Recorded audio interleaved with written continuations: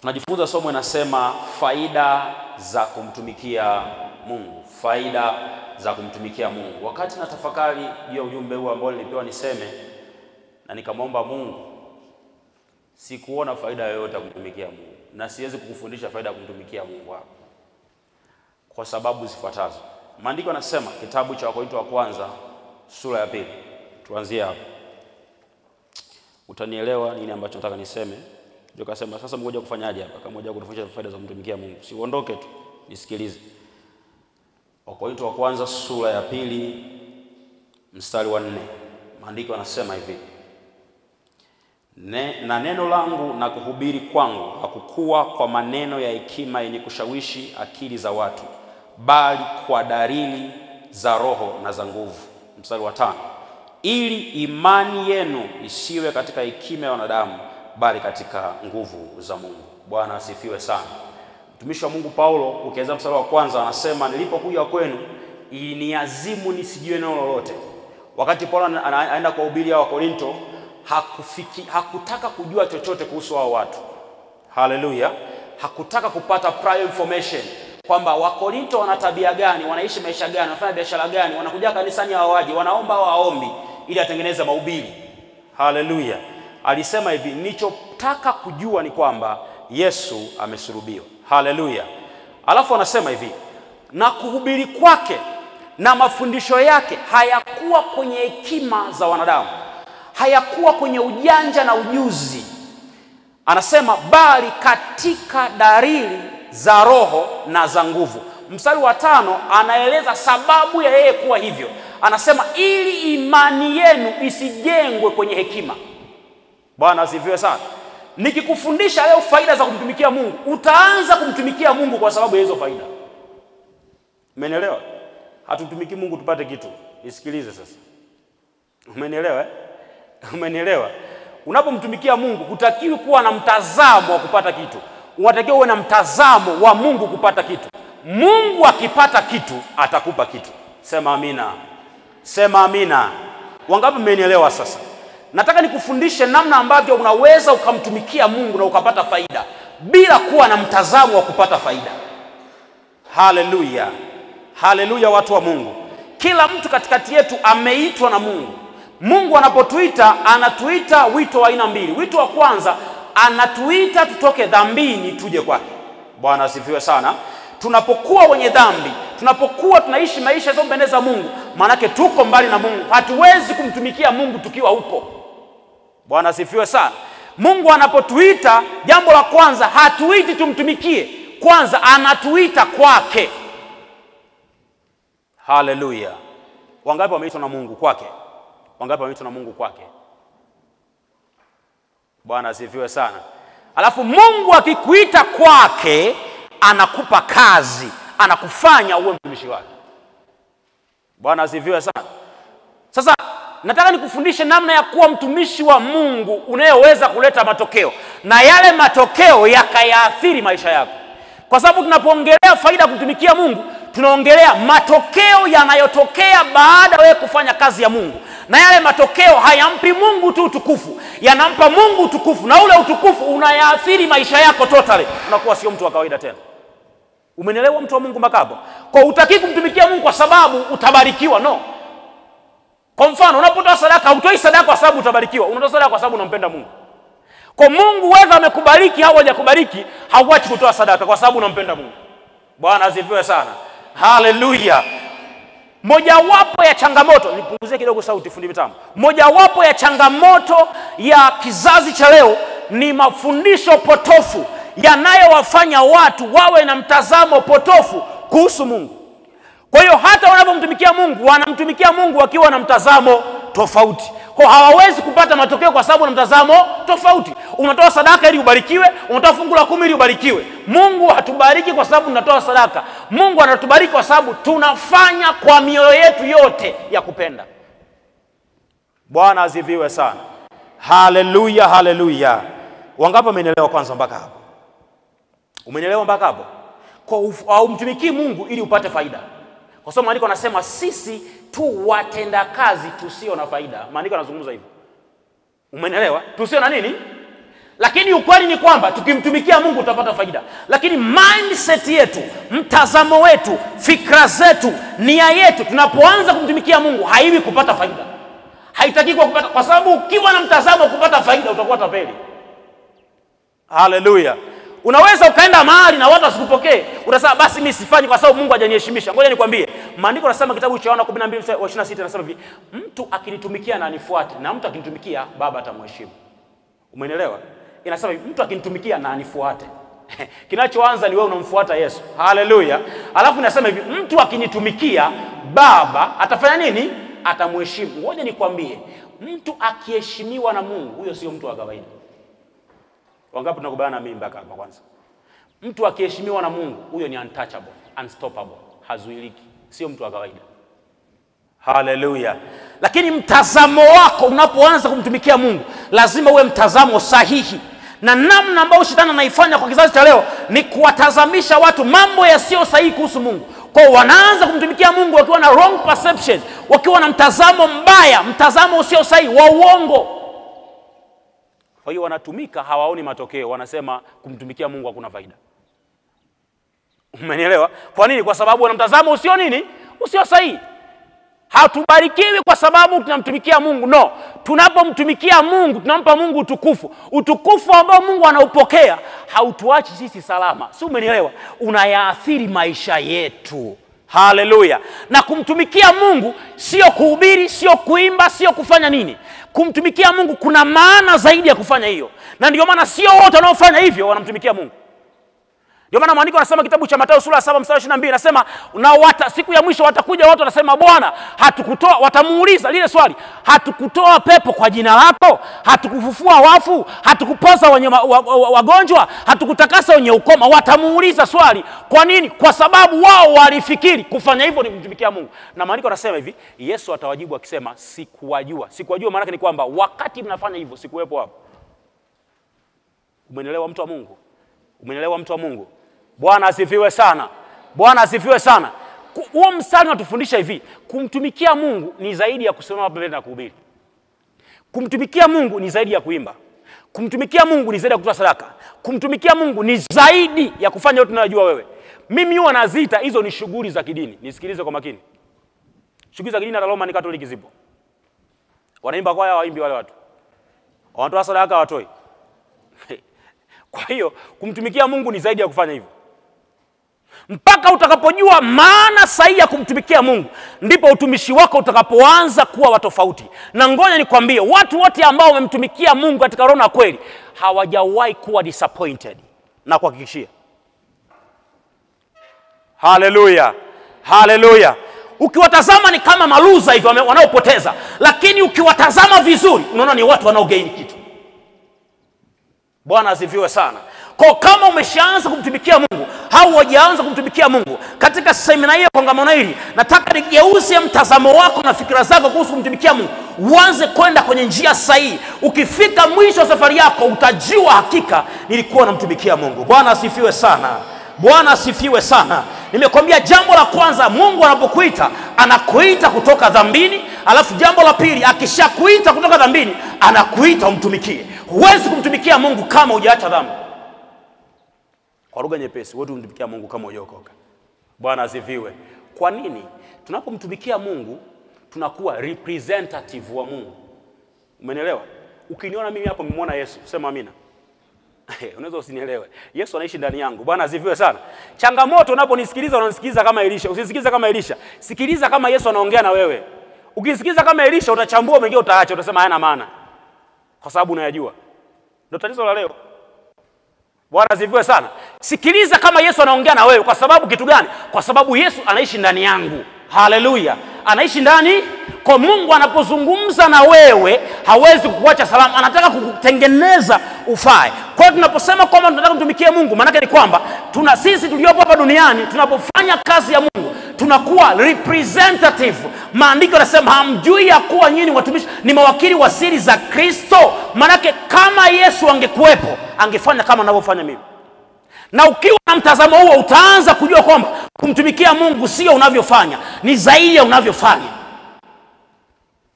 Kama Yesu angekuwa anafanya unachofanya, je, angefanya kama unavyofanya? Haleluya, haleluya. Haleluya, haleluya. Kama Yesu angekuwa anaimba, angeimba kama unavyoimba. Kama Yesu angekuwa anapiga kinanda, angepiga kama unavyopiga. Kama Yesu angekuwa anahubiri, angehubiri kama unavyohubiri. Kwa nini? Kwa sababu wewe ni mwakilishi wake. Nisikilize. Yesu yupo duniani. Wangapi tunakubaliana mimi? Yesu yupo duniani. Tunakubaliana? Yesu yupo duniani, si ndio? Si ndio jamani? Kitabu cha Matendo ya Mitume sura ya kwanza, Yesu alipaa, malaika akawaambia wale wanafunzi, jinsi mnavyomwona Yesu anaenda mbinguni ndivyo mtakavyomwona akiwa anafanya nini? Anarudi. Tunakubaliana Yesu hayuko wapi? Duniani. Physically hayuko duniani, si ndio? Si ndio? Anaishi ndani yetu kupitia Roho Mtakatifu. Haleluya, haleluya. Haleluya, haleluya. Wangapi nielewa kwanza mpaka hapo? Anaishi ndani yangu kupitia Roho Mtakatifu. Kama angekuwa duniani physically, angefanya. Wangapi mmenielewa kwanza mpaka hapo? Mimi natakiwa nifanye kile ambacho kama Yesu angekuwa hapa Tagamenda angefanya. Kama Yesu angekuwa Tanzania angefanya. Haleluya. Kwa Mungu anapotuita, anatutoa dhambini, anatuita kwake. Maana ni kwamba jambo la kwanza, kwa nini anatuita kwake? Anatuita kwake ili tuweze kuashumu tabia yake. Haleluya. Ili tuweze kuwa kama yeye. Tukiwa kama yeye, tutafanya kama yeye. Haleluya, haleluya. Huwezi kufanya kama Mungu kama hujawa kama Mungu. Niliwahi kusema mahali fulani kwamba ukijua anachojua Mungu, unakuwa kama Mungu kwenye hilo eneo. Wangapi wamenielewa? Ukijua anachojua Mungu. Haleluya. Bwana asifiwe. Hivi mnanielewa? Naona mmekaa kama mpo kwenye basi la Upendo mnaenda Dar es Salaam. Mnanielewa? Watu wa Mungu mnanielewa? Nimesema hivi, siku ukijua anachojua Mungu, kwenye hilo eneo unakuwa kama Mungu. Shetani alimwambia Adamu hivi, alimuuliza Eva, eti Mungu amesema msile matunda ya mti yote ya bustani? Eva akasema hapana, Mungu hajasema hivyo. Mungu amesema hivi, tunaweza kula matunda yote, kasoro matunda ya mti huu mmoja tu. Shetani akasema Mungu amedanganya. Kwa sababu anajua siku mkila mtakuwa kama Mungu mkijua mema na mabaya. It is true. Au alidanganya? Aliwadanganya Shetani? Sana kudanganya, it is true. Umeelewa? Ukijua anachojua Mungu. Unajua kwa nini Mungu aliwatoa kwenye bustani ya Edeni? Aliwatoa kwenye bustani ya Edeni kwa sababu kwenye bustani kuna miti miwili, mti wa ujuzi wa mema na mabaya na mti wa uzima. Haleluya. Ukila mti wa ujuzi wa mema na mabaya, unakuwa mwenye dhambi. Na dhambi iliyofanyika pale sio kula tunda, dhambi ni kutomtii Mungu. Tunda lina shida. Ni dhambi ya kutotii, dhambi ya kiburi. Kwa sababu Mungu amesema usile, wewe umekula. Tena sio tunda, tatizo ni maelekezo Mungu aliyokupa. Umenielewa? Umenielewa? Sasa baada ya kula tunda unakuwa muasi. Ukila tunda la mti wa uzima unaishi milele uko kwenye hali ya uasi. Wewe huwezi yani wewe unakuwa mwenye dhambi na usameheki. Hauwezi kutubu tena kama Shetani. Ndio maana Mungu akawatoa kwenye bustani ya Edeni. Sio kwamba alikuwa anafukuza, aliwafukuza ili atengeneze mpango wa kuwariniwa hawa watu. Kwa nini? Wamekula tunda, watakufa. Sawa? Nikiwaacha humu ndani watakula tunda na hawafi. Haleluya, haleluya. Tusingekuwa tunakufa, tusingehitaji Mungu tena. Tungekuwa dunia ingekuwa imeoza. Uasi wa kufa mtu na hatufi. Bwana asifiwe sana. Kwa Mungu anachotaka kwanza akikuita kwake, anataka akupe karakta yake, tabia yake. Huwezi kumtumikia Mungu kama una karakta ya Kristo ndani yako. Umeelewa mtumishi wa Mungu? Na leo watu wengi tunainuka kutumika kwa sababu tunafikiri tunaweza. Ngoja nikwambie, ukitaka uanze kuona matokeo, jifunze kwanza Yesu ni mtu wa aina gani. Bwana asifiwe sana. Yesu ni mtu wa aina gani? Kuweza kuhubiri, kuweza kuimba, kufanya kuombea sio sababu ya kwamba tayari unaweza kumtumikia Mungu. Jifunze kwanza Yesu ni mtu wa aina gani. Alafu uwe kama Yesu. Ukiwa kama Yesu, unaweza kufanya anayoweza kufanya Yesu. Bwana asifiwe. Haleluya, haleluya. Haleluya, haleluya. Mungu anataka tumjue yeye kwanza ili tuwe kama yeye. Mojawapo ya sifa ya Mungu, Mungu ni mtakatifu. Hebu sema Mungu ni mtakatifu. Mungu ni mtakatifu. Mambo yote yanayofanyika nje ya utakatifu, hata kama ni mazuri, watu wanayashangilia, watu wanayapenda, watu wanayasifia, wanayapigia kura, wanayapongeza, wanayalipia fedha nyingi, yanayofanyika nje ya utakatifu, hakuna Mungu hapo. Haleluya. Na mahali popote ambako hakuna Mungu, hakuna mtumishi wa Mungu hapo. Hata kama yuko anafanya. Bwana asifiwe. Bwana asifiwe. Yesu asifiwe. Sasa nataka tuingie nikufundishe sifa za mtumishi wa kweli wa Mungu. Kabla hujafikiria faida unayoipata, lazima ujiexamine, ujione, je, kama nitaendelea kutumika na aina hii ya mtu niliyopo, naweza kupata hizo faida? Kwa sababu nikianza kuambia tabia, sifa ya kwanza, utaheshimiwa, utakimbilia kutaka kuheshimiwa wakati tabia yako haifai. Umenielewa? Kwa ukishakaa kwenye posta ambayo Mungu akikutazama na kuona kama mtumishi wake, huhitaji mtu akuombee maombi ya kubarikiwa. Baraka ni automatic. Sema amina. Hauhitaji uombee kwamba pokea mpenyo. Umeshakaa kwenye quality ambayo Mungu anaitaka. Na quality ambayo Mungu anaitaka inaweza kumpa utukufu. Na nimekwambia utukufu unaporudi kwa Mungu hauwezi kukuacha wewe salama. Lazima ukupe matokeo kwenye maisha yako. Haleluya, haleluya. Haleluya, haleluya. Tuangalie sifa za mtumishi wa kweli wa Mungu. Naposema mtumishi wa kweli, maana yake ni kwamba wako watumishi ambao sio wa kweli. Si ndio Si ndio Kwa usibabaike kuona mtu anafanya mambo makubwa, usichanganyikiwe wala usihangaike. Akishusha moto wala usipate shida. Akilafanya mkono wote analala chini wala usihangaike. Kuna namna mtu wa kweli wa Mungu ukimtazama unamuona Mungu ndani yake. Kuna mambo ukiyatazama unaona hapa kuna Mungu. Umenielewa? Umeelewa mtumishi wa Mungu? Ngoja nikwambie. Siku ambayo Elia anashusha moto kwa manabii wa Baali, haikuwa siku ya kwanza manabii wa Baali kuomba Mungu wao ashushe moto. Umeelewa? Haikuwa siku ya kwanza. Walikuwa na experience kwamba Mungu wao anashusha moto. Na ndio maana walikubali kuingia kwenye battle na Elia kwamba tuweke sadaka tushushe moto. Walikubali. Kwa nini? Wana experience na Mungu wao. Umenielewa? Na watu wengi walikuwa wanawaelewa watu wa Baali. Kwa nini? Walikuwa ni wengi. Mfalme yuko upande wao na taifa zima liko upande wao. Elia yuko peke yake. Watu walikuwa wamuelewa Elia. Lakini Elia kwa sababu alikuwa ni mtu wa Mungu wa kweli, akasema wekeni sadaka hapo, anzeni nyinyi kuita moto wa Mungu wao. Iteni moto wa Mungu wenu. Kwa nini? Alikuwa anaelewa Mungu wake ni Mungu wa aina gani. Na alikuwa anajua kwa sababu hii vita sio vita yangu mimi na nabii wa Baali, bali ni vita ya Mungu wangu na Baali aliye nyuma ya manabii. Ndio alichokuwa anajua Elia. Ndio maana anamwambia iteni. Alikuwa anajua kabisa manabii wa Baali hawatoboi hii ngoma. Akamwambia anzeni. Can you imagine if angeanza moto ukishuka Elia angefanya? Bwana asifiwe. Angesemaje Elia? Haleluya. Bwana asifiwe sana. Bwana asifiwe sana. Haleluya, haleluya. Sifa ya kwanza, mtumishi wa Mungu wa kweli anajitofautisha, ni wa tofauti, sio wa kawaida. Hafanani na mtu mwingine yeyote, ni mtumishi wa kipekee. Anajitofautisha na watumishi wengine. Sijasema anatofautisha na watumishi wa uongo, anajitofautisha na watumishi wengine.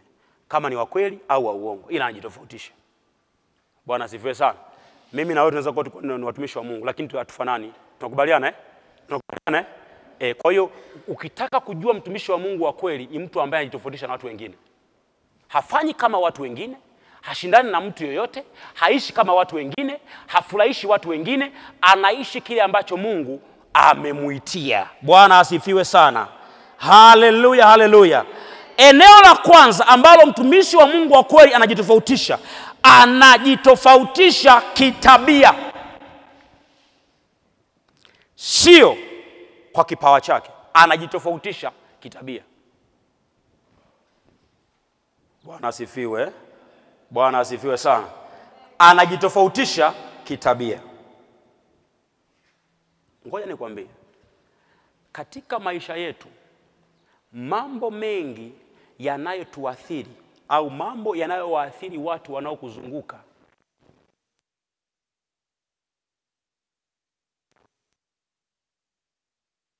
kuna mtu anaweza kukwambia jambo zuri, ila ukimtazama unasema mtu mwenyewe ndo huyu. Hivi ushakutana hiyo aje? Umeelewa? Yaani kuna mtu huwezi kumsikiliza, sio kwa sababu ameongea uongo, ni kwa sababu hana moral authority ya kukuambia hivyo. Nikisema moral authority unanielewa? Mtu anayevuta sigara hawezi kumwambia mwenzie acha kuvuta sigara, hawezi kumwambia. Na hata akimwambia atamwambia acha kuvuta sigara haraka, hatafuata 100 point nyingine. Umenielewa? Ila asiyevuta ana uwezo wa kumwambia mtu usivute sigara. Umenielewa? Mwasherati hawezi kumwambia mwenzie acha washerati wewe, utenda jana, hawezi kumwambia. Anasema dhambi ya kwanza uasherati. Uasherati ni mbaya, acheni. Ya pili amekimbia. Kwa nini? Ndani ya moyo wake hana ujasiri wa kuzungumza hilo jambo. Bwana asifiwe sana. Kwa sifa ya kwanza, anajitofautisha kitabia. Kinachoyaathiri maisha ya watu ambao Mungu ametupa neema ya kuwahudumia sio maneno tunayozungumza, sio nyimbo tunazoimba. Kinachoyaathiri maisha ya watu, kinachowageuza watu wengine waache dhambi, sio mahubiri tu, ni tabia ya mhubiri. Sema tabia ya mhubiri. Sema tabia ya mwimbaji. Kuna wimbo huo unaweza ukaimba wewe, watu wakaanza kuangalia tu. Na wimbo huo akaimba mtu mwingine, watu wakaanza kugaragara chini. Wangapi nakubana na mimi? Unafikiri shida ni wimbo? Shida sio wimbo, shida ni mhubiri au shida ni mwimbaji. Huo mfano unadhibitisha kwamba kuna utofauti mkubwa wa kitabia kati ya mwimbaji namba 1 na mwimbaji namba 2. Bila kujali mwimbaji namba 2 anajua kuweka skeli kwa kiwango gani, anajua kuweka manjonjo kiwango gani, tabia yake inaweza kuyafanya maisha ya watu yakabadilika.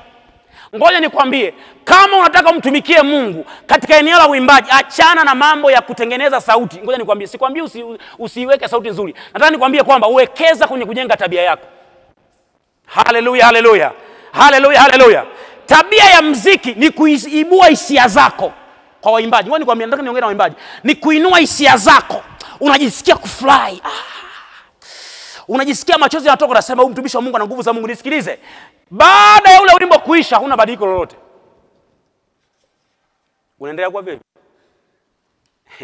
Ukitaka watu wabadilike kutokana na wanachokifanya, tabia yako ibadilike. Haleluya. Haleluya. Bwana asifiwe sana. Tabia yako jitofautishe na watu wengine. Jitofautishe na waimbaji wengine. Bwana asifiwe sana. Unakesha usiku kucha unafanya mazoezi. Badala ukeshe uombe unafanya mazoezi. Mazoezi haiwezi kubadilisha watu. Bwana asifiwe sana. Hayawezi kugeuza mioyo ya watu. Ni tabia ya Mungu ndani yako ndio inayoweza kuwafanya watu wengine wakageuka, wakaacha njia zao mbaya, wakamrudia Yesu. Sio sauti yako. Kama ni sauti, kuna watu na sauti kuliko ulionayo wewe. Ukimchukua hapa Boaz na waimbaji wengine unasema Boaz yana voko, lakini akishika mic unaona nguvu za Mungu zinatembea hapo. Si ndio watu wa Mungu? Si ndio watu wa Mungu? Unafikiri kinachofanya wewe tofauti na watu wengine ni nini? Ni tabia ya Kristo iliyoko ndani yake. Kwa mtumishi wa Mungu wa kweli, jambo la kwanza, anajitofautisha kitabia, sio kikipawa. Kipawa kinaweza kuwa kama chako, lakini tabia aliyonayo ndio inayoweza kuleta matokeo zaidi ya wewe. Kwa nini? Kwa sababu ndani yake kuna Kristo. Nimekwambia mwanzoni, Mungu anapotuita, anatuita kwanza kwake tuwe kama yeye. Tukiwa kama yeye, tunaweza kuwafanya watu wengine wote wawe kama yeye. Haleluya, haleluya. Lengo la kumtumikia Mungu sio kupata vitu. Lengo la kumtumikia Mungu ni kuwapa watu Mungu tuliye naye. Ni kuwaletea watu Mungu tuliye naye. Ni kuyabadilisha maisha ya watu kama ambavyo Yesu ametubadilisha sisi. Hatuwezi kuwabadilisha watu kama hatujabadilika. Na namna ya kwanza ya kubadilika ni kuwa na tabia ambayo inamreflect Kristo kwenye maisha yetu. Kama unataka mtumikie Mungu na upate faida, lazima jambo la kwanza, tabia yako iwe tofauti na watu wengine. Haleluya, haleluya. Bwana asifiwe sana. Yesu asifiwe sana. Yesu asifiwe sana. Unajua tabia ndio inayoweza kukufanya wewe watu wakakukubali. Kuna watu wanakukubali kwa maneno tu. Umeelewa? Ila hawakubali kutoka ndani, tabia. Bwana tusaidie sana. Bwana tusaidie sana watumishi wa Mungu. Bwana tusaidie sana.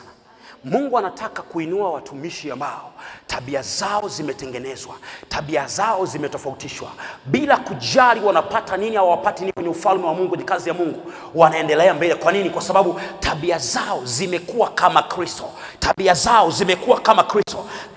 Ukiwa kama Kristo, ndipo unapoweza kuwafanya watu wawe kama Kristo. Kitabu cha Ayubu sura ya 1 mstari wa 8. Kuna jambo pale Mungu anasema kuhusu Ayubu. Ayubu sura ya 1 mstari wa 8, maandiko yanasema hivi. Ayubu sura ya 1 mstari wa 8, maandiko yanasema, kisha Bwana akamuuliza Shetani, je, umemwangalia huyo mtumishi wangu Ayubu? Kwa kuwa hapana mmoja aliye kama yeye duniani, mtu mkamilifu na mwelekevu, mwenye kumcha Mungu na kuepukana uovu. Ngoja nikwambie, katika nchi ya Usi kulikuwa na watu wengi. Ayubu hakuwa mtumishi wa Mungu peke yake. Ngoja nikwambie, hakuwa mtu wa Mungu peke yake, walikuwepo watu wengine. Haleluya, haleluya. Lakini miongoni mwa nchi yote ya Usi, watu wote walioko pale, watumishi wote wa Mungu, kulikuwa na mtu mmoja anaitwa Ayubu. Maandiko yanamzungumzia Ayubu kipekee kwamba huyu alikuwa ni mtu mtakatifu aliyemcha Mungu na kuepukana nini? Na uovu. Kwa nini? Alijitofautisha na watu wote waliopo kule. Mungu alimuidentify na kumtambulisha kwa shetani. Kwa umeona chuma changu hicho? Unaona Mungu ambacho anasema? Usikasema alikuwa ni Ayubu bwana, na wewe inatakiwa hivyo. Haleluya. Yaani Mungu akikutazama anasema oh my God. Kuna chuma kiko pale Iringa, I say. Yule ni mtu wa tofauti. Umenielewa? Alafu inawezekana kwa sababu maandiko yanasema hivi, Yesu alipoondoka alisema ametupa mamlaka ya kufanya kazi alizofanya yeye na zaidi alizofanya yeye. Unja akasema alikuwa na Petro tu. Kama kina Petro waliweza kupita vivuli vyao vikaamsha watu, wewe unaweza kuamsha watu waliopo makaburini. Unaweza. Tatizo umesema bwana ndio hivyo tu watumishi. Kwa hiyo sio mtumishi, si ndio? Bwana asifiwe sana. Kwa Mungu anataka uanze kujitofautisha kitabia. Bwana asifiwe. Kipawa kisikuchanganye. Haleluya. Upako usikuvuruge. Kwa sababu upako unaweza kukuua. Unafahamu hiyo kitu? Upako unaua watu. Yaani upako unaweza kuwaponya wagonjwa na ukamuua mhubiri. Tunakubaliana wote mpaka hapo? Tunakubaliana wote mpaka hapo? Nani amekumuombea mtu hapa akapona kabisa bila mashaka? Yaani bila mashaka, hakuna dawa ya hospitali iliyotumika, ni wewe ulimuombea. Nani? Ulijisikiaje? Unajisikia vizuri? Moyoni mwako ulionaje?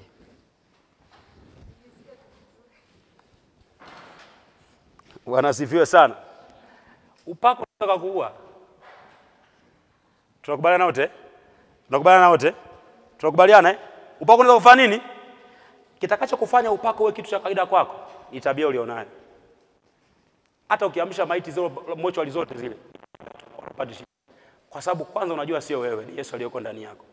Wakitoa Yesu, wewe ni takataka, hamna kitu kingine unachoweza kufanya. Umeelewa mtu wa Mungu? Kinachoweza kuresist upako usikuue ni tabia. Kama unabisha muulize Samsoni, atakwambia. Samsoni alikuwa na upako ila alikuwa mwasherati. Umeelewa? Alikuwa na nini? Alikuwa na upako. Samsoni alikuwa anaweza kukamata mbweha 300. Unajua mbweha 300? Anafunga moto kwenye mikia yao, anawaingiza kwa shamba la Wafilisti. Ngano yote inaungua. Chuma hicho. Kinaenda kinanyanyua geti lote, kina mji linavunja, kinapanda mlimani kule, kinaacha kule. Alikuwa hamna namna anaweza kumpata yule mtu. Kilichomuua Samsoni, japokuwa na upako alionaye, ni tabia yake ya kupenda wanawake. Umeelewa Alipofika kwa Delila akawa amekufa ameoza, na walijua huyu jamaa ni mwasherati. Kwa hakuna namna tunaweza tukampata. Kama nguvu anazo, achilia roho ya mwasherati. Ikaenda kwa Delila, Delila akaenda kumkamata. Samsoni yuko wapi? Aliishia pale kwa jumba lile, akatikisa ukuta, ukaanguka ukawa watu na yakafa hapo hapo. Umeona upako wake ulivyoua watu Upako wake. Ile mara ya mwisho akamwambia Bwana, mara moja tu naomba nijilipize kwa manabii zangu, kwa maadui zangu. Akashika zile nguzo akatikisa. Ni kweli watu walikuwa wanakufa, lakini watu wakati wanakufa, upako wakati unaua watu na upako ukao unamuua yeye. Umeelewa mtumishi wa Bwana? Upako usikuchanganye. Haleluya. Hata shetani anao upako. Sawa Anao nini? Anao. Yesu atusaidie. Yesu atusaidie. Yesu atusaidie. Tabia ni tunda la Roho. Haleluya. Karama ni zawadi. Mungu amekupa tu kipawa. Huhitaji hata kukihangaikia. Umeelewa Umejikuta tu unaweza kuimba. Hata kama unafanyaga mazoezi kuongeza uwezo wako wa kuimba na pumzi na nini, lakini haujanunua, haujahangaika kujua kwamba unaweza kuimba. Bwana asifiwe sana. Haujahangaika kujua kwamba unaweza kuhubiri. Cha kuhangaikia ni tabia ambayo Mungu anatakiwa aishepu ndani yako. Mungu amekupa kipawa, ila kipawa hiki kiweze kulasti, kiweze kuendelea, kiweze kukua, kiweze kuleta matokeo, katika kibebwe na tabia njema, tabia ya Kristo nyuma yake. Haleluya, haleluya. Kipawa kisicho na tabia ni kipawa kinachoua watu. Kipawa kisicho na tabia ni kipawa kinachoangamiza. Kipawa kisicho na tabia ni kipawa kisichobadilisha watu. Unaweza kuwa unafanya mambo makubwa watu wanayaona, lakini watu hawabadiliki. Bwana asifiwe. Bwana asifiwe sana. Tabia yako inaweza kuyafanya maisha ya watu yakabadilika. Haleluya, haleluya. Bwana asifiwe sana. Eneo la kwanza tumesema ni nini? Anajitofautisha kinini? Kitabia. Bwana asifiwe. Ushagusikia mtu anasema jamani huyu kaka anaimba ila kwa wasichana? Hapana. Ushagusikia? Ushasikia? Ushagusikia kitu? Huyu dada nyie akiamua kuongoza maombi hapa mtachoka. Ila huyu dada kwa kweli sio kwa kuongea huko. Mbea kama ni. Watu wanakubali kabisa kwamba wewe ni mwamba. Tukikupa maiki unatoboa, ila kwa kweli hamna. Tabia zako hapana. Ushakusikia hicho kitu? Kwamba huyu mtumishi kwa kweli akishika maiki jukwani utaelewa. Ni kama mbingu imeshuka. Ila kwa kweli maisha yake, Mungu atusaidie. Sio, umeelewa sasa ambacho namaanisha Umeelewa ambacho namaanisha? Huyu kaka ngoma anapiga, kama drama anapiga. Ila kwa kweli ana kiburi mno. Bwana tusaidie sana. Huyu mwalimu akiamua kufundisha neno la Mungu hapa utachoka. Ana mafunuo ya hali ya juu. Ila anapenda hela. Kwa mtu hata kama alikuwa anataka kualike, hakualiki tena. Kwa kweli unapenda hela sana. Kwa hiyo tunashukuru, huduma yako ni njema, Mungu akubariki sana. Kwa hata kama Mungu alikuwa anataka kukupanulia mipaka ya huduma yako haiwezi kwenda, kwa hiyo tabia ina resist. Umeelewa mtumishi wa Mungu Wakati unaomba Bwana inua huduma yangu, nitambulishe kimataifa, Mungu anakuuliza kwa nini kutambulisha kimataifa? Ushaguza hilo swali ukiwa unaomba Mungu, Bwana nibariki. Mungu anataka kuuliza kwa nini unataka nikubariki? Kwa sababu wengine wanataka wakibarikiwa ili watishie wengine. Haleluya. Kwamba Bwana nibariki na mimi ili waone. Kumbe ili waone. Kama za maonyesho sibariki watu, za maonyesho sitoagi mimi. Si umeanza kunielewa Kwa Mungu anataka anachokupa kufanya ukifanye kwa ajili ya utukufu wake, wala sio kumlingishia mtu, sio kumtishia mtu. Bwana asifiwe sana. Haleluya watu wa Mungu. Kuanzia leo anza kurevisit tabia yako, ianze kuipitia tena. Iangalie tabia yako. Hii tabia yangu hii itanipa kuendelea mbele kweli? Itanipa matokeo kweli? Kama unaona ikupi matokeo, amua kuifanyia kazi. Ni bora ukae miaka miwili hujasimama mbele za watu kusema chochote wakati unashughulikia tabia yako. Hata kama umekaa miezi miwili hujaimba popote, haujahubiri popote, wakati unashughulikia tabia yako, ishughulikie kiwango ambacho ukitokeza watu wanasema yes, huyu ndio mtu kwa tunamtafuta. Huyu ndio mtu kwa tunamtafuta. Kwa nini? Kuna jambo jipya limeumbika ndani yake. Watu hawatishiwi tu na kipawa chako. Watu wanatishiwa na tabia ulionayo, na nguvu za Mungu ndani yako. Haziletwi tu na maombi. Ngoja nikwambie, kuna viwango ukiendelea mbele. Ngoja nikwambie, ndio tunapoomba tuombe nguvu za Mungu. Tunapoomba tunamwambia Mungu, Mungu nitengeneze nifae kwa container kubeba nguvu zako. Haleluya. Kuna wakati unabeba nguvu za Mungu mpaka unakuwa uombi, unasema tu mambo yanatokea. Si umeelewa mtumishi wa Bwana? Ukisema Baba nijaze nguvu zako, achilia upako juu yangu. Wa nini? Namna mojawapo ya kitu cha kwanza ambacho maombi huwa yanafanya, unapoomba, maombi huwa kabla hayajaathiri mazingira unayoyaombea, yanakuathiri wewe kwanza. Umenielewa Umenielewa Kwa mfano, tukiomba nguvu za Mungu zishuke hapa, ushuke upako wa hali usiokuwa kawaida, watu wote wakashindwa kuinuka. Uweze kukuta mimi nimeshindwa kuinuka. Umenielewa? Yaani nyota kama mnagaragara mnatoa makamasi hivi mwezi, yaani hoi, uweze kukuta mimi nimelala chini. Kwa nini? Kwa sababu nguvu hizo shuka zimetoshea kukaa ndani yangu kiwango ambacho naweza kuzihold. Umenielewa watu wa Mungu? Akija mtu mwingine mwenye nguvu za Mungu kubwa, siwezi kukaa kwenye huo uwepo, lazima nitalala chini. Uwezi kuta yamelala chini. Kwa kabla upako hujaathiri mazingira, kabla hujamponya mtu, kabla hujabadilisha watu, kabla watu hawajaokoka kwa injili yako, lazima hiyo injili kwanza iwe imekutengeneza kitu changu cha kutosha. Kama ombi unayoomba haijaponya mazingira, lazima yakuponye wewe kwanza. Kwa tunapoomba hatuombi tu mazingira yabadilike. Jambo la kwanza ambalo Mungu anafanya ni kutubadilisha sisi kwanza completely, ili sisi mazingira ya respond tunapotokea. Haleluya watu wa Mungu. Na ndio maana niliwahi kufundisha mahali nikasema Mungu hajibu maombi kutokea mbinguni, anajibu maombi kutokea ndani yetu. Haleluya watu wa Mungu. Mungu ana nguvu zote watu wa Mungu, ila afanye kila kitu kutokana na aina ya mtu anayeomba. Bwana asifiwe. Bwana asifiwe. Aina ujazo wa Mungu ndani ya mtu ndio unaamua kipi kibadilike kwenye maisha yake. Mazingira gani yabadilike? Ujazo wa nguvu za Mungu ndani ya mtu. Jambo la kwanza ambalo unaweza kutunza nguvu za Mungu ndani yako zisipotee ni tabia ulionayo. Unaweza ukaenda kwenye chumba cha maombi, ukaomba rapashakata usiku kucha, ukatembea pale ndani, ukazunguka kwa nguvu za Mungu, ukatoka nje zikaisha. Ushakutana hiyo hali? Kuna wakati nilipokuwa form 2, nilikuwa naomba kiwango ambacho nilikuwa sitaki kutembea na mtu nikienda shule. Natoka nyumbani naenda shule peke yangu. Nikiona watu wanabadilisha njia, jisikia kunena kwa lugha tu. Nikiwa narudi hivyo hivyo. Yani Mungu alikuwa ananitengeneza. Hakuna mahali naenda kuhubiri, hakuna mwaliko wote. Ndio hivyo niko form 2. Nilikuwa naomba kiwango ambacho Mungu alikuwa anajaa nguvu ndani yangu. Siku moja tulifanya ibada shuleni. Nikawa nikipita tu hivyo watu wanaanguka chini, mapepo yanaondoka. Nikawa nashangaa, hiki ni kitu gani? Bwana asifiwe sana. Bwana asifiwe sana. Sasa hizo nguvu za Mungu zinapojaa ndani yako zitaendelea kuwepo kutegemeana na tabia uliona. Bwana asifiwe. Haya maombi ya kutubu kila siku, tubu dhambi kila siku, kitakomba tubu na tubu na tubu na tubu, unaanguka unatubu, unaanguka unatubu. Nguvu za Mungu hazikaa hapo. Amua kabisa kwa nguvu zako zote kwamba leo naanza moja, sitarudi nyuma tena, ni moto mdundo, sirudi tena nyuma. Umeelewa mtu wa Mungu? Ukiwa na maamuzi hayo utaanza kusustain nguvu za Mungu ndani yako. Haleluya, haleluya. Haleluya, haleluya. Haleluya, haleluya.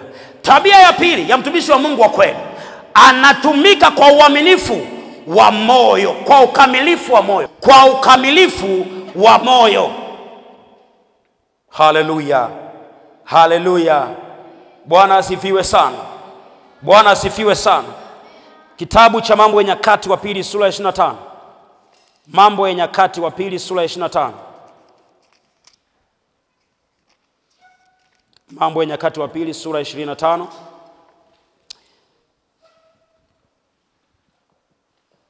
Mstari wa pili. Tuanzie mstari wa kwanza. Maandiko yanasema Amazia alikuwa na umri wa miaka 25 alipoanza kutawala. Akatawala katika Yerusalemu miaka 29 na jina la mamaye aliitwa Yehoadani wa Yerusalemu. Akafanya yaliyo ya adili machoni pa Bwana, lakini si kwa moyo mkamilifu. Bwana asifiwe. Isikilize kwa makini. Mtumishi wa Mungu wa kweli anatumika kwa ukamilifu wa moyo. Kwa ukamilifu. Huyu Amazia alikuwa ni, maandiko yanasema alifanya yaliyo ya adili. Kwa lugha nyepesi, alifanya yaliyo mema. Alifanya yaliyo, ila wakati anafanya moyo wake haukuwepo hapo. Ukisema mtu akwambia, "Bwana, mbona huji kuimba wewe ndugu yangu? Njoo tu." "Basi bwana nije bwana, maana mnanisema sana." Jamani ngoja nije tu." Huyo mtu bora angebaki tu nyumbani. Kwamba kesho maombi mtumishi wa Bwana, maombi ya kufunga. Jamani, ngoja tufunge tu. Mwenyekiti anafuatilia, mwenyekiti wa maombi jamani. Huyo mwambieni akale tu. Bwana tusaidie sana. Leo hii tuna watumishi wa Mungu ambao ukiwatazama wanafanya vizuri. Haleluya. Ila mioyo yao iko mbali. Iko wapi? Iko mbali. Hawana ukamilifu wa moyo. Kama ungekuwa kipindi cha Amazia ungesema mfalme ndio huyu tumepata. Ungekuwa kipindi cha Amazia ungesema chuma hiki hapa 5 tena. Ungekuwa kipindi cha Amazia ungesema huyu ndio mfalme tulikuwa tunamtaka. Huyu ndio tulikuwa tunamtaka, alifanya yaliyo ya adili mbele za Bwana, lakini si kwa moyo mkamilifu. Huwa unafanya ukiwa na moyo gani? State ya moyo wako ikoje? Ngoja nikwambie, Mungu huwa atishimi na unaoyafanya. Kinacho move Mungu ni condition ya moyo wako wakati unafanya. Haleluya, haleluya. Wakati umekuja mbele hapa kuimbisha praise, unaimba ili iweje? Kwa nini unaimba? Ndio ina determine kwamba umefanya sahihi au umekosa. Bila kujali watu wamepiga makofi kiwango gani, bila kujali watu wamekusifia kiwango gani, kama unahubiri, umehubiri hali ya moyo wako ikoje, bila kujali watu wamebarikiwa kiwango gani. Watu wanaweza wakabarikiwa kwa sababu ni wa Mungu, wewe ukapata kosa. Haleluya, haleluya, haleluya. Bwana asifiwe sana, Bwana asifiwe sana.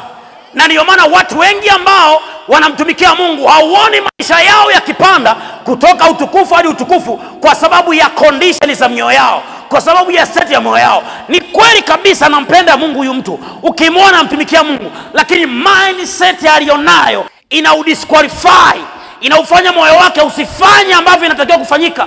Anaimba kweli, anahubiri kweli, anatoa sadaka kweli, lakini moyo wake uko mbali. Haleluya, haleluya. Wakati Kaini anatoa sadaka, nabii anatoa sadaka, kilichotofautisha sio sadaka, ngoja nikwambie, ni hali ya mioyo yao. Bwana asifiwe sana. Ni hali ya nini? Yesu atusaidie watu wa Mungu. Yesu atusaidie watu wa Mungu. Haleluya sana. Bwana asifiwe. Hali ya moyo wako ndio inaamua aina ya utumishi unaofanya uonekaneje. Na bahati mbaya sana, hakuna mtu anayeweza kujua hali ya moyo wako zaidi yako na Mungu wako. Kwa sisi wote tunataka kusema chuma hiki hapo. Umenielewa? Mchungaji akasema hapa mchirika nimepata. Kiongozi wa vijana huyu hapa, mzee wa kanisa nimepata. Lakini hali ya moyo wako, Mungu akitazama anasema hapana. Bwana asifiwe. Bwana asifiwe. Unajua nikwambie, Mungu hawi moved na usahihi wa tunayoyafanya. Nisikilize kwa makini. Hawi moved haki wetu kwa tunayoyafanya. Bwana asifiwe sana. Mungu anashawishiwa na conditions ya mioyo yetu wakati tunafanya yale. Unaweza ukawa unafanya kwa kukosea sana, lakini moyo wako uko genuine mbele za Mungu. Mungu anaweka tiki. Hivi umeelewa? Ukisoma habari za mfalme Sauli, alifanya kosa hili moja tu, Mungu akamkataa milele. Alafu replacement ambayo Mungu anaifanya kwa Sauli ni Daudi. Haya, pima dhambi za Daudi na za Sauli, tuweke hapa. Taja ya kwanza ya Daudi, twende. Daudi alifanya dhambi ngapi? Kibao. Za Daudi mwasherati, mzinzi, muuaji. Yaani Daudi alikuwa na mambo kibao. Lakini maandiko yanasema Daudi alikuwa ni mtu anayependeza moyo wa Mungu.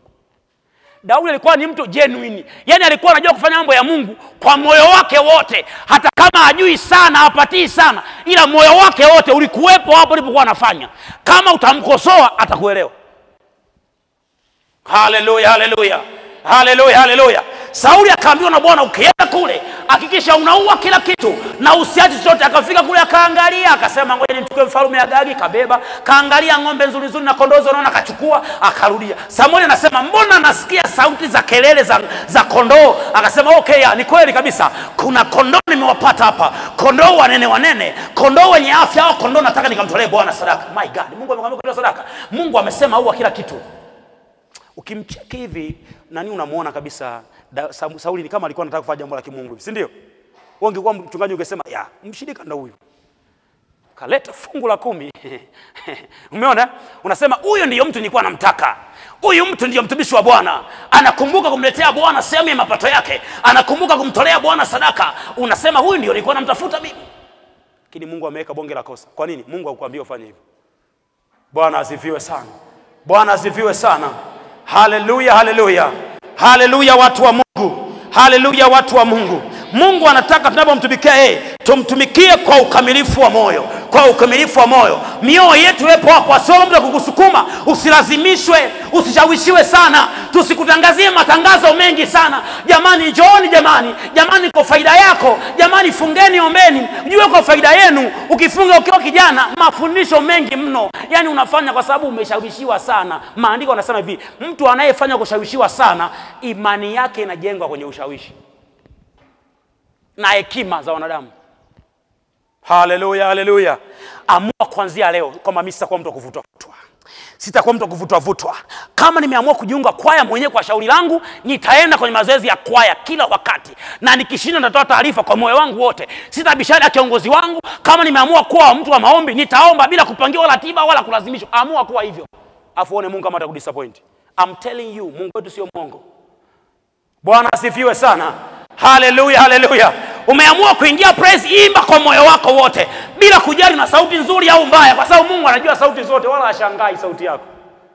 Kama Mungu anasema mama yangu jamaa na voko, Mungu anashangaa wala hivyo, Mungu atamshawishi. Bwana asifiwe sana. Mtu asije kuambia wewe mbona sauti mbaya, wala usihangaike naye kwa sababu hajakuita. Haleluya, haleluya. Ukihisi Mungu amekuita hapo, kaa hapo. Anza kumtumikia Mungu hapo. Mungu anajua namna ya kuwatengeneza watu wasiofaa wakafaa kwa ajili ya kazi yake. Anajua, anachotaka ni moyo wako. Je, umeuweka hapo? Haleluya, haleluya. Kwa mtumishi wa Mungu wa kweli anatumika kwa ukamilifu wa moyo. Bwana asifiwe. Amazia alifanya yaliyo ya adili, lakini hakufanya kwa ukamilifu machoni pa Bwana. Watu walisema jembe hili hapo, Amazia chuma, Amazia mwamba, walikuwa wanasema hivyo. Lakini Mungu akasema huyu jamaa ni kweli amefanya vizuri, lakini moyo wake nikiutazama uko mbali sana na mimi. Haleluya, watu wa Mungu. Bwana asifiwe sana. Ukitaka upate faida, usifanye tu, fanya kwa moyo wako wote. Bwana asifiwe sana. Bwana asifiwe sana. Haleluya. Unajua Kaini, ukitaka kujua condition ya moyo wa Kaini, angalia Kaini alivyomjibu Mungu. Mungu akamuuliza Kaini, ndugu yako yuko wapi? Nasikia sauti yake inatokea kwenye damu. Kwenye sauti ya damu yake nasikia kutoka ardhini. Akasema, kwani mimi ni mlinzi wa ndugu yangu? Anajua kabisa akamuua. Mungu anamuuliza yuko wapi, anamjibu Mungu, kwani mimi ni mlinzi wa ndugu yangu? Unaona hiyo akili ya mtu hiyo? Unaona hiyo akili? Unaona hiyo akili? Hiyo sio akili ya kawaida. Moyo wake ulioharibika ndio alikuwa anafanya vile. Anamjibu Mungu aliyemuumba kwamba kwani mimi ni mlinzi wa ndugu yangu? Usifikiri sadaka ya Kaini ilikuwa mbaya, sio sadaka. Ngoja nikwambie, hamnaga sadaka mbaya. Sadaka mbaya ni moyo mbaya wa anayetoa. Haleluya, watu wa Mungu. Ndio maana kwenye siku ile Yesu alisimama pale hekaluni, yule mama akatoa senti ngapi? 2. Vyuma vikaika pale mamilioni na manini. Yesu akasema huyu mama ndo ametoa sana. Wewe ungekuwa mchungaji ungesema huyu mama sadaka yake hamna kitu. Unachukua wazee wa kanisa na wale waliotoa mamilioni. Unaombea maombi makubwa. Baba, katika jina la Yesu, fungua milango yao. Umesema Bwana utamkemea yule alaye. Lele unaomba, lakini Mungu anasema hamna. Mungu anasema hamna. Mimi nataka huyu mama ndo akatoa zaidi. Hivi unaanza kunielewa sasa? Unaanza kunielewa sasa? Kuna yule Farisayo mmoja alifika pale mbele akasema, Bwana, mimi si kama huyu mtoza ushuru. Umesikia anaposema? Anaomba anaomba, mimi si kama huyu mtoza ushuru. Nafunga mara 3 kwa juma. Unaona anapopanga mambo yake? Ya mambo yalikuwa ni mazuri mabaya? Kufunga mara 3 ni vibaya vizuri? Kutoa sadaka ni vibaya vizuri? Lakini angalia condition ya moyo wake. Kajaa kiburi kama chote. Anasema, mimi si kama huyu mtoza ushuru. Bwana tusaidie. Bwana tusaidie watumishi wa Bwana. Bwana tusaidie sana. Nataka mimi hapa wainuke watu ambao wamedhamiria kwamba kuanzia sasa naamua kumtumikia Mungu. Mimi kila siku nikiamka asubuhi namwambia Mungu, leo naanza upya. Jana nimefuta. Hata kama jana Mungu alifanya mambo makubwa kiwango gani, jana nimefuta. Naanza upya. Haleluya. Nikiwa naomba naliambia Bwana, nataka nikujue. Nataka nikujue. Naanza kulia. Machozi yananitoka, naambia Bwana, nataka nikujue. Nataka nikujue Bwana, nataka nikujue. Moyo wangu bado hujakujua. Na wakati mwingine naambia Bwana, moyo wangu huu utengeneze. Isifike wakati nikaacha kwenda na wewe, nikaanza kwenda kwa uelekeo wangu. Bwana, nisaidie nikujue wewe. Haleluya, haleluya. Asubuhi ya leo nataka uanze kugeuza mtazamo wako.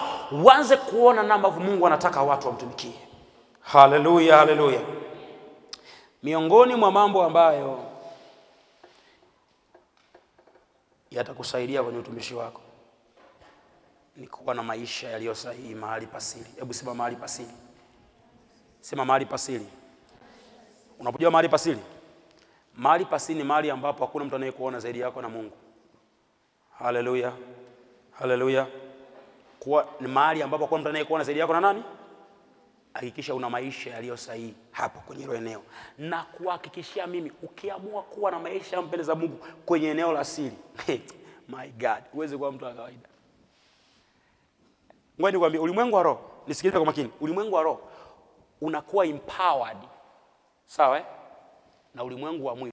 Ulimwengu wa roho una nguvu kuliko ulimwengu wa mwili, sawa ila huwa unaruhusiwa ulimwengu wa mwili uliopo katika eneo la siri. Si kama unanielewa nikisema hivyo. Ili mimi nitokee hapa, nianze kuombea wagonjwa wakapona, vipofu wakafufuka, sijaanzia hapo unaponiona, sawa sijaanzia wapi? Sijaanzia wapi? Kuna mahali hapo nyumbani kwangu usiku wa manane niliamka, wakati ambapo hakuna anayeniona. Nikamtafuta Bwana kule.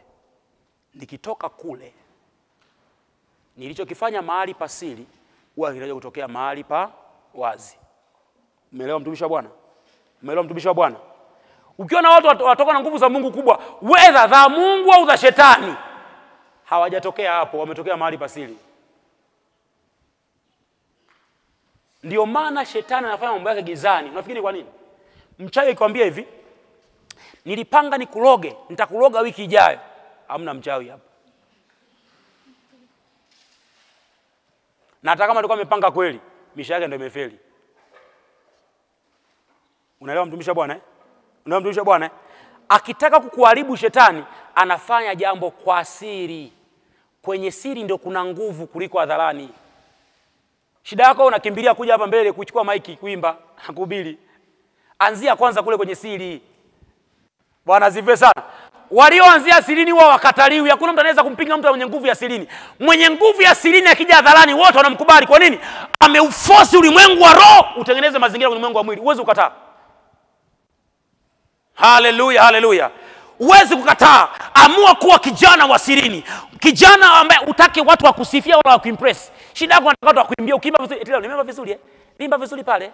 Akasema uliimba ila sio vizuri sana, unajisikia vibaya. Kama leo umevunja mzee, leo umepiga vitu, wanasema safi. Anzia sirini. Bwana asifiwe. Ukianzia sirini hakuna kukataa.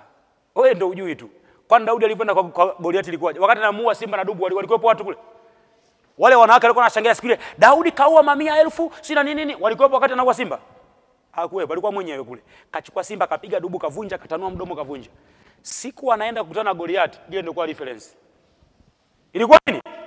Ilikuwa reference. Kwa nini? Anajua mahali pasiri alifanyaga nini. Haleluya, haleluya. Akipima energy aliyotumia mahali pasiri, akiangalia kinachokuja mbele yake anasema my God, hiki na kibabua sasa hivi. Kwa nini? Anajua kwamba Goliathi huyu mbele ya simba singetoboa, mbele ya dubu singetoboa. Kama nilimkalisha dubu na simba, Goliathi namkalisha chini sasa hivi. Ndio maana siku hiyo wamekutana Goliathi na Daudi. Goliathi akasema hivi, unanijia mimi hapo kwa rungu sina nini. Maandiko yanasema hivi, Goliathi akamlaani Daudi kwa miungu yake. Haleluya. Goliathi, Daudi naye akajibu. Daudi alijibu. Akasema hivi, leo hii Bwana atakuua mkononi mwangu. Hebu sema Bwana atakuwa mkononi mwangu. Yaani sio mimi nitakuua. Bwana atakuua, ila atakuwa kupitia mimi. Umeelewa maana yake? Kwamba sio mimi mimi Daudi nitakupiga ufe. Bwana atakuua, ila atakuwa mkononi. Maana yake ilikuwa ni hivi. Nyuma ya Daudi kulikuwa na Bwana, nyuma ya Goliathi kulikuwa na miungu. Ile vita ilikuwa ya Daudi na Goliathi. Ilikuwa ni vita kati ya Mungu wa Daudi na Mungu wa nani? Wa Goliathi. Ndio maana kwa akili ya kawaida tu, jiwe dogo laini aliwezi kuua mtu shujaa kama Goliathi. Umeelewa? One touch, ni mara moja bila kurudia mara ya pili. Goliathi kapiga kwa chini akafa. Yaani jiwe moja kipige Goliathi hapa eti afe, jamani kweli? Alikuwa jiwe. Alikuwa Bwana aliyemuua Goliathi mikononi mwa nani? Nguvu ya Daudi kusimama mbele ya Goliathi alipata mahali pasiri kule porini kule nyikani. Usifikiri Daudi kule porini alikuwa anachunga tu. Kuna wakati Daudi alikuwa anaomba rabashata rababasa, anasogeza kondoo kidogo, anaanza kwa lugha rikashata babasikata, anachukua Biblia anasoma kidogo. Yuko mwenyewe kule kama amechanganyikiwa hivi. Siku alipotokea mbele ya majeshi ya Wafilisti walikalishwa chini siku ile. Ngoja nikwambie, nguvu yako ya utumishi wako haitegemei unayofanya hadharani. Nguvu yako ya utumishi wako inategemea na mambo unayofanya mahali pako pasiri. Ukimaintain post yako na Mungu mahali pasiri, wewe sio mtu wa kawaida. Haleluya. Usikimbilie kushow up, usikimbilie kutokea. Bwana asifiwe sana. wakati utakutokeza wenyewe. Na wakati kutokeza maana yake wakati umethibitisha kwamba una qualify kutokea nje.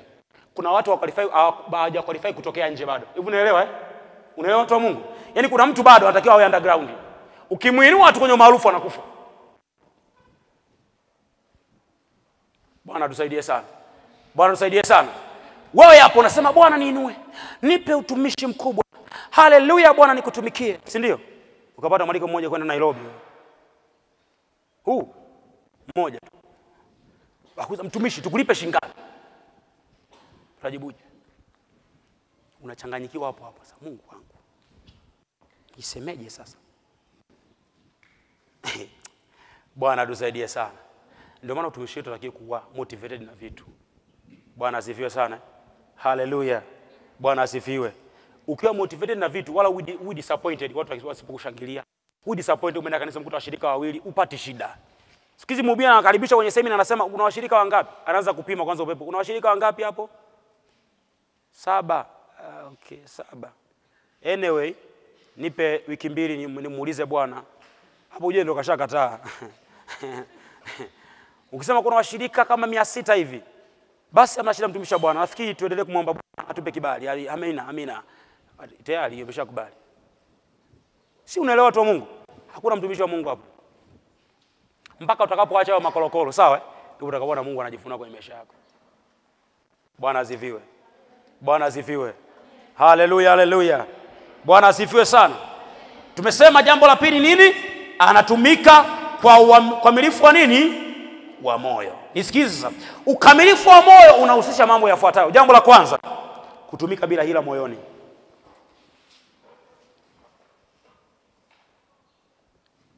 Kutumika bila hila moyoni. Bila hila. Bila hila mnaelewa? Hila mnaelewa maana yake? Hila ni nini? Hila ni mbinu ovu zilizojificha. Au mbinu ovu ambazo ukizitazama ni kama nzuri ila nyuma yake kuna ubaya. Bwana asifiwe sana. Maandiko yanasema wala tukosi kuzitambua hila za nani? Za shetani. Maana shetani akija haji kama shetani, anakuja kama mtu mzuri. Unaelewa? Ila nyuma yake kuna uovu. Inaitwa hila. Kwa watu wengi wanaomtumikia Mungu wanatumika kwenye hila. Wana vinyongo, amekasirika, amenuna. Yaani mtumishi wa Mungu kabisa eti aongee na mwenzie. Kuna kasa fani kwa na sali nilipokuwa nivuka form 1. Kulikuwa na kwaya 2. Yaani jamani nyie Mungu wangu. Kwenye mazoezi ya kwaya wanagombana. Na nianze kufanya mazoezi siku ya ibada, fundi mitambo alikuwa ni muimba kwaya fulani. Kwa wanaanza kuimba, kila wakianza kuimba wanaitanguliza kwa ile nyingine. Ianze yenyewe wa mwisho. Unaelewa hiyo mindset maana yake nini? Kwamba imbeni kwanza tuwaone mnaimbaje, alafu sisi tukija tuwakanyage. Hiyo kwaya kwanza ilikuwa ni kwaya mama mmoja na watoto wake ameanzisha. Kwa hiyo mama na watoto wake, mtoto wake mmoja mpiga kinanda, wengine kama 4 5 hivi wanaimba naye kwaya. Na watoto wengine wa kanisani wakajiunga. Kwa mama mzima ni peke yake na watoto ndio kwaya pili. Ile kwaya nyingine ndio kuna wazee wa kanisa, mama mchungaji na nini wanafundi mitambo hivi. Kwaya unaelewa? Wakianza kuimba kwaya, wanawatanguliza wale wengine. Ni kama kwaya watoto hivi anze kuimba. Afu wanamtumikia Mungu. Kwa nashangaa wameanza kuimba, wakiona wanapiga vizuri kabisa, wamama wale wanaimba vizuri, wale watoto na wale mama wanaimba vizuri. Unashangaa mara vyombo vimeshushwa tu, mara kama hiki kimekata, mara nini? Figisu. Kanisani vigisu. Nisikize ya mambo nakwambia ukweli kwa sababu mimi nimeyaona kwa macho yangu. Mungu alivyokuwa wa ajabu. Sasa Mungu alivyokuwa wa ajabu. Kila wakisema kuimba wale watu walikuwa na bolonga. Mpaka siku mchungaji alisimamisha akasema kaeni chini hamna mnachoimba hapa. Na mke wake akiwa kwenye hiyo kwaya. Yule mama kila Ijumaa alikuwa anakesha kanisani na watoto wale wanaomba usiku. Umeelewa? Wanakesha kwaya watoto wa sekondari shule ya msingi wanaomba kanisani kwenye mkesha. Wale wengine wamelala nyumbani wanajivunia mazoezi. Wakifika siku ya kuimba, wale wa mama na mtoto wale wanaimba mpaka watu wanalia machozi. Sasa mwanzo ameimba mpaka amelia machozi, wewe unakuwa mwisho unafanyaje? Utajitutumua kwa nguvu zako zote uwagaragaze watu. Zima vyombo. Mnaimba vitu gani nyinyi? Haini kule chini. Ngozo ibada anzeni, imbisheni Mungu kuabudu tuanze neno. Watu wa Mungu, ngoja niwaambie. Kwenye huduma hatushindani na mtu. Umenielewa eh? Umenielewa eh? Usishindana nani? Wala usitamani kwa kama mtu yeyote yule. Wewe ni wewe na Mungu amekuita wewe kwa ajili ya utukufu wake. Bwana asifiwe sana. Sauti yako hiyo hiyo Mungu anaijua, ndio maana amekuita hiyo sauti. Unafikiri Mungu akujua kama kuna vocal nzuri kuliko hiyo? Mungu anafikia sijui. Mungu alimwambia Musa akasema, "Bwana, mimi siwezi kuongea na kigugumizi." Musa akamwambia, "Acha ujinga wewe. Mimi ndo nimeweka kigugumizi kwenye mdomo wako. Sikuponyi kigugumizi wala nini. Na unaenda kutoa watu kule Misri. Usiletee ujinga." Alimponya kigugumizi. Mungu akaamua kumponya kigugumizi dakika moja tu, si ndio? Akaambia hakuna cha kupona kigugumizi wala nini. Mimi Mungu nitakufanya wewe Musa uwe kama Mungu kwa Farao. Alafu Haruni atakuwa kama nabii. Yaani Haruni anamuuliza Musa, Mungu amesemaje? Amesema nenda kawaambia. Haruni anaenda anasema, Musa ametulia tu. Kwa nini? Mungu anajua hivyo ulivyo una qualify kumtumikia. Usijifautishe na mtu yote, usilinganishe na mtu yote. Bwana asifiwe sana. Bwana asifiwe sana. Kwa jambo la kwanza, ukamilifu wa moyoni unahusisha kutumika bila hila moyoni. Haleluya. Jambo la pili, hali ya utayari wa moyo. Lazima uwe tayari. Maandiko nasema muwe tayari wakati unaofaa na usio. Umetangazia mambo kasema jamani tumefunga mno. Jamani tutapata madonda ya tumbo sasa. Wewe ufai kumtumikia Mungu. Umetoka maombi yako siku 3 kavu. Umefungulia tukashoka Mungu anakuambia ingine zingine 3 kavu. Unasema huyu Mungu shetani. Umechemka tayari. Bwana atusaidie sana. Utayari wa moyo, andika Nyakati wa kwanza 28:9 mpaka 10. Watu wengi wanamtumikia Mungu bila kukubali. Nyakati wa kwanza 28:9 mpaka 10, Isaya 1:19. Maandiko yanasema mkikubali na kutii mtakula mema ya. Mkikubali na kutii mtakula mema ya. Mkikubali na kutii mtakula mema ya. Mnakubali, mnatii. Mambo mangapi? Wengi wanatii, wengi hawajakubali. Waliotii wakiwa wamekubali huwa wanatoboa. Kwa unataka utoboe bila kukutii wala bila kukubali. Wewe unataka kufanya bila kukubali. Maandiko yanasema kuna baba mmoja alimwambia wanae, "Nenda shambani." Wa kwanza akasema, "Baba naenda. Sasa hivi naenda." Mwingine akasema, "Mimi siendi bwana. Kila siku mashambani mimi siendi." Ile wa kwanza aliyesema anaenda akasema, "Na niende shambani." Wewe, "Siendi wani." Ile wa pili akasema, "Da. Ila ngoja niende shambani. Baba ameniambia, kwa niende tu." Unafikiri baba atamfurahia yupi? Aliyesema haendi afa akafanya nini? Bwana tusaidie sana. Leo tunao watu wengi ambao wameenda huko hawajakubali. Ndio nasema, "Yaani kwa sababu ni Mungu aliniita tu. Mungu asingeniita mimi, ningekuwa mbali." Nilikuwa nafanya kazi benki, nimeacha kazi yangu nzuri. Ukana mtu analalamikia kwamba usione hivyo, tumeitwa na Mungu, tumeacha kazi zetu zenye hela. Huyo hamna kitu. Nakwambia mimi. Tumeacha kazi zetu zenye hela, tumefuata wito. Mungu hajakuachisha kazi yenye hela uje ulalamikie huko madhabahuni. Si ulikubali, si ndio? Kama ungetaka ambia Mungu mimi siendi, Mungu hawezi kulazimisha. Si ulikubali? Mambo ya kazi zako zenye hela achana nazo huko huko. Umeamua kufanya kazi ya Yesu, enda na kazi ya Yesu. Maana huyo mtu anamaanisha kwamba kuna moment ya maisha yake huwa anaikumbuka kazi yake. Akiangalia watoto wake wamekosa ada wakati mwingine, sasa mimi ningekuwa bado kwenye kazi yangu hapa, ningekuwa mbali mimi. Unaelewa? Ila anyway kwa sababu Mungu ameniita tu. Utafanyaje sasa? Haleluya, Mungu nisaidie. Unaona? Huyo mtu bado. Unapoamua kumtumikia Mungu, watu wa Mungu. Sijasema uitwe na Mungu wewe mchungaji, na maanisha kwamba ukiamua kumtumikia Mungu, toa moyo wako wote, uwe tayari. Bwana asifiwe sana. Uwe nini? Uwe tayari. Uwe tayari kwa ajili ya Bwana. Haleluya. Bwana asifiwe. Haleluya, haleluya. Uwe tayari kwa ajili ya Bwana. Jambo la tatu, ukamilifu wa moyo unahusisha. Jamani tuko pamoja mpaka hapo Tumeongelea tabia ngapi za mtumishi wa Mungu? 2, si ndio? Si ndio? Tabia 2. Ya kwanza tumesema nini? Aitofautisha, si ndio? Aitofautisha kwenye maeneo gani? Jambo la kwanza tumesema nini? Tabia. Ya pili, anatumika kwa ukamilifu wa moyo, si ndio? Kwenye ukamilifu wa moyo hapo tumesema anatumika bila hila moyoni, vinyongo, chuki hana mtumishi wa Mungu. Jambo la pili tumesema ni nini? Ana utayari wa moyo. Ana utayari wa nini? Jambo la tatu, msukumo au nia ya utumishi wake ni nini? Motive. Kwa nini unataka kumtumikia Mungu? Hebu jiulize hilo swali. Kwa nini unataka kumtumikia Mungu? Wangapi wanataka kumtumikia Mungu hapa? Nyosha mkono kama unataka. Kama unataka usinyoshe kwanza. Wangapi wanataka kumtumikia Mungu? Kwa kweli kwenye maisha wanasema mimi I'm ready to give my life to Christ, nataka nimtumikie Mungu 100%. Tunataka kumtumikia Mungu Kwa nini unataka kumtumikia Mungu wewe? Jiulize hilo swali. Nakupa sekunde 2. Kwa nini unataka kumtumikia Mungu? Umepata majibu? Nani amepata? Sitaki kuuliza jibu gani umepata. Nataka uniambie kama umepata. Umepata Nani hajapata jibu? Kwa mkweli kwamba kwa kweli mimi nimejiuliza sijaelewa bado. Yaani kama vile nipo gizani fulani hivi. Sasa jamani, mbona sielewi? Kuna wengine wamepata, mmoja akapata, wengine hawajapata au wamepata.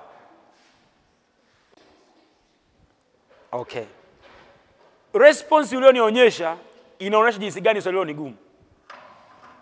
Umeelewa Kiwango ambacho hata majibu uliyopata wewe mwenyewe kwanza uyaamini. Sasa kama ambavyo uyaelewi majibu ulionayo mwenyewe, ndivyo ambavyo utapata changamoto sana kumtumikia Mungu kama hujapata determination. Kwa nini unataka kumtumikia Mungu? Bwana asifiwe. Bwana asifiwe. Kwa nini unataka kurekodi albamu yako? Kwa nini unasema mimi lazima niwe mchungaji? Kwa nini? Bwana tusaidie sana. Bwana tusaidie sana. Kwa nini unasema mimi lazima niwe mwimbaji wa kimataifa? Unajua sababu? Unajua sababu? Mimi siwezi kukufundisha sababu. Wewe unatakiwa uitafute sababu kwa nini. Bwana tusaidie. Bwana tusaidie. Sababu ya wewe kumtumikia Mungu ndio itaamua utumishi wako uwe utumishi wa kweli au usio utumishi wa kweli. Ndio itaamua utumishi wako uwe wa kudumu au usio wa nini? Wa kudumu. Sababu kwa nini unataka umtumikie Mungu. Wengine wanataka watumikie Mungu watoke kimaisha. Si ndio jamani Wafanye huduma, wapate mialiko, wapate fedha, hivyo. Wafungue kanisa, wapate fedha, hivyo. Sawa Wengine wapate umaarufu. Wakipita sehemu watu hawakubali. Wawashangilie, wapigie makofi, wasifie. Ni sababu pia, si ndio jamani Si ndio Nasema iwezekana lazima nitoboe. Lazima nitoboe. Mzee, tunafanyaje hapa tutoboe? Yaani tunafanyaje? Unaona maswali wanajiuliza vijana nayo. Tunafanyaje tutoboe? Si hata kutoboa tundu la kuelekea wapi. Tunafanyaje tutoboe watumishi wa Mungu? Ushasikia watu kama wanauliza? Tunatoboaje hapa? Tangu tumeanza kuimba, tumeimba miaka mingi hatujatoboa, tunafanyaje? Kwa jambo la kwanza utatafuta connection za watumishi wengine, utafuta connection za waimbaji wengine, ufanye collab, utatafuta nini? Unashangaa zote hazifunction. Zote haziweki. Hazikupi matokeo. Sababu ni nini? Motive. Nia ya moyo wako. Haleluya watu wa Mungu. Bwana asifiwe sana. Ngoja nikwambie. Nia ya kwanza ya Mungu, ya kumtumikia Mungu, ni kuhakikisha kwamba Mungu anapata utukufu. Bwana asifiwe sana. Mungu anapata nini? Ikitokea watu wamefunguliwa mpaka wewe mwenyewe unashangaa. Unataka useme sifa na utukufu ni kwako. Sio ya mdomoni, ya moyoni. Na ndio maana ukitaka kwenda kufanya huduma, wewe unaomba sana, ukirudi wewe ulifunga na kuomba, Bwana kajifunue. Nikauone utukufu wako. Mungu aenda kujifunua kweli. Ukimaliza huduma unarudi nyumbani unakula ugali na maisha yako. Wewe kwa nini usirudi mbele za kumwambia Bwana nakushukuru. Wewe ni mwema, umejifunua, asante, utukufu ni wako. Kwa nini wewe uendi kumtukuza Mungu tena? Yaani you started with the foundation kwamba Mungu kajitukuze. Ukirudi masifa yote kutukuza, wow, Mungu akubariki sana mtumishi wa Bwana. Mungu akuinue. Haleluya. Mungu akutunze. Yote tunaondoka nao na nayo mwenyewe moyoni mwako.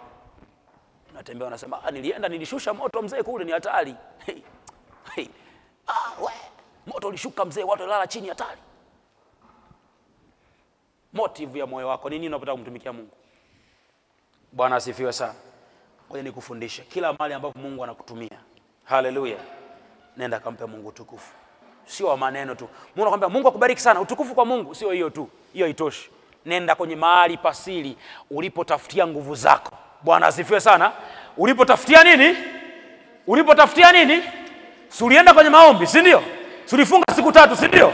Ukamwambia Bwana kajifunue, ukamuita Yesu aonekane, na Yesu akaonekane. Ukimaliza, rudi tena pale pale mahali pasiri, pale pale ulipoanzia. Mwambie Bwana nakushukuru. Asante kwa uaminifu wako. Asante kwa umejitukuza. Umenitumia mimi niliye dhaifu, nisiyekubaliwa na watu. Umejitukuza mwenyewe. Rudi pale pale. Alafu uone kama Mungu hajakupa level nyingine. Shida yako ni kwamba ukimaliza unabaki na masifa yote ya Mungu na kaa naye. Bwana tusaidie. Bwana tusaidie. Haleluya, haleluya. Bwana asifiwe sana. Bwana asifiwe sana. Haleluya. Wangapi wamenielewa kwanza mpaka hapa? Wangapi wamenielewa watumishi wa Mungu? Amua kuanzia leo kuwa mtumishi Mungu wa kweli. Nenda kaitazame tabia yako. Angalia ukamilifu wako wa moyo unapomtumikia Mungu. Moyo wako ukoje? Ukiisha hayo maisha, huhitaji kufundishwa. Faida ya kwanza ya kumtumikia Mungu ni hauhitaji kufundishwa. Ningeanza kukufundisha mimi hapa faida ya kwanza, ungeondoka na ukimbilia faida. Umenielewa? Ungekimbilia nini? Faida. Bwana, umesema mtu akikutumikia atakuheshimu. Naomba uniheshimu. Acha ujinga wewe. Mtumikie Bwana. Mungu atakuheshimu akitaka. Hata asipokuheshimu kwani una hasara gani? Haleluya, haleluya. Amua kwa moyo wako wote kwamba mimi, mwili wangu, akili yangu, roho yangu ni kwa ajili ya Bwana mwenyewe. Ni Bwana peke yake. Nitamtumikia Bwana nikiwa hai. Whether wamenikubali, wamenikataa, whether wamenipongeza, wamenizomea, whether wamenisifia au wameacha, mimi nitamtumikia Bwana, sitatumikia kitu kingine. Haleluya, haleluya. Simama mahali ulipo tumshukuru Mungu. Simama mahali ulipo tumshukuru Mungu. Inawezekana katika yote ambayo tumeongea mahali hapa, kuna jambo moja ambalo Mungu amesema na wewe, na unaona kabisa unatakiwa ufanye marekebisho hapo. Si ndio Funika macho yako. Funika tu macho yako. Inawezekana katika yote ambayo tumeongea hapa, kuna kitu kimoja Mungu amesema na wewe, unatakiwa ukifanyia marekebisho. Yapitie maisha yako ya sirini yalivyo. Nimekwambia watu wote wenye nguvu hadharani huwa wanaanzia sirini. Shetani ana nguvu akiwa sirini, Mungu ana nguvu akiwa sirini. Na kule sirini huwa kunaleta mambo makubwa hadharani. Yapitie maisha yako ya sirini. Angalia ukamilifu wako wa moyo jinsi ulivyo. Mungu ana qualify kukutumia wewe kwa hivyo ulivyo. Ni kweli wewe Mungu anatamani akutumie. Sihitaji nikuulize unataka Mungu akutumie au akutumie. Najua unataka kutumiwa na Mungu. Lakini condition ya moyo wako, state ya moyo wako, hali ya maisha yako ina qualify kutumiwa na Mungu. Iangalie.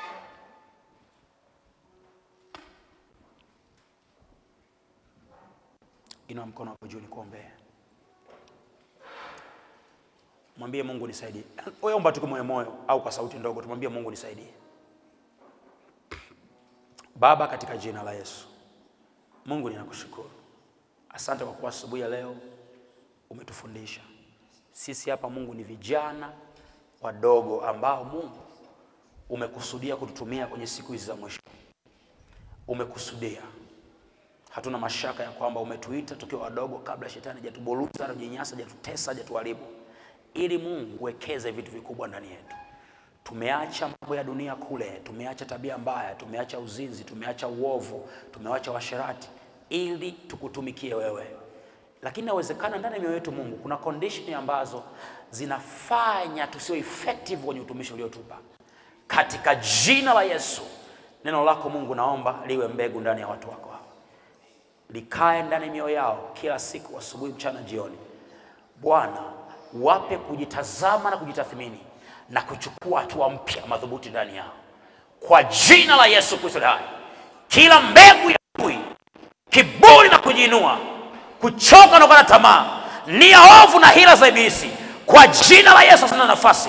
Mungu, ninaomba ndani yao ufanye installation ya pendo lako na utumishi wako kwa upya tena wa kutumikia. Asante Yesu kwa ajili ya ibada hii. Asante kwa vipindi vinavyoendelea. Asante kwa ajili ya kambi ya Bwana. Endelea kuwa pamoja nasi. Tumeanza kwa somo la kwanza mpaka tukamaliza somo la mwisho. Bwana, wasitoke vijana hawa kama walivyokuja. Kwa jina la Yesu aliye hai. Nakushukuru Mungu wangu. Amen. Mungu awabariki sana. Naomba uketi.